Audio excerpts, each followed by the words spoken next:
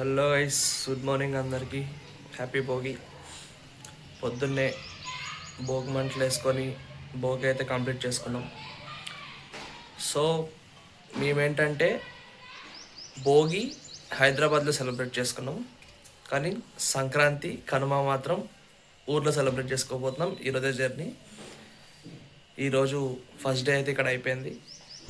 So ఈరోజు 6:30కి train start అయ్యి వెళ్ళిపోయి సంక్రాంతి కనుమ ఊర్లో సెలబ్రేట్ చేసుకుందాం.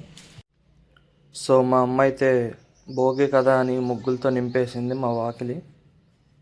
అంత ముగ్గు కాదు, తొక్కేస్తారని చిన్న చిన్న ముగ్గులు వేసుకుని పాపం.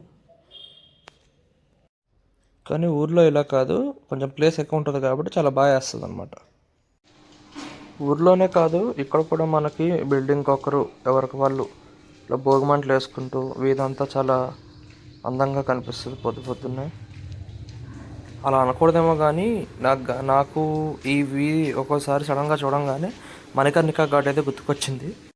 భోగి రోజు మటన్ లేకపోతే ఎలాగా, కాబట్టి మటన్ తెచ్చుకోవడానికి అయితే స్టార్ట్ అయిపోయా.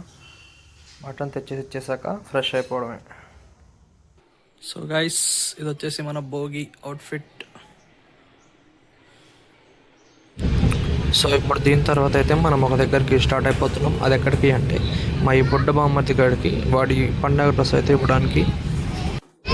ఈరోజు జర్నీ పెట్టుకొని అయితే నేను వాడి దగ్గరికి వెళ్తున్నాను. మళ్ళీ టైం కల్లా వచ్చేసి నా తెలిసి ప్యాక్ చేసుకోవాలి.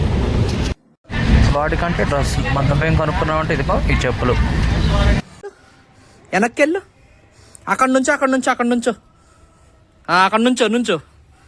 ఈ ఆను ఈయను ఇలా వాడితో కష్టపడి ఫోటోషూట్ కంప్లీట్ చేసేసుకొని ఇంటికి వచ్చేసారు. సో గైస్, ఫైనల్లీ బ్యాగ్స్ అయితే ప్యాక్ అయిపోయినాయి. ఇంకా అలా స్టార్ట్ అయిపోయి స్టేషన్కి వచ్చేసరికి అయితే చాలా టైం పట్టేసింది.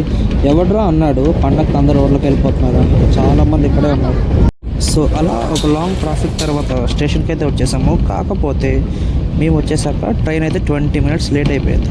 సో ఇంకా జనానికి రష్కి మా వాళ్ళు అయితే ఇలా పడిపోయారు అనమాట. సో ఫైనల్లీ ట్రైన్ అయితే వచ్చేసింది, ఎక్కేసాం.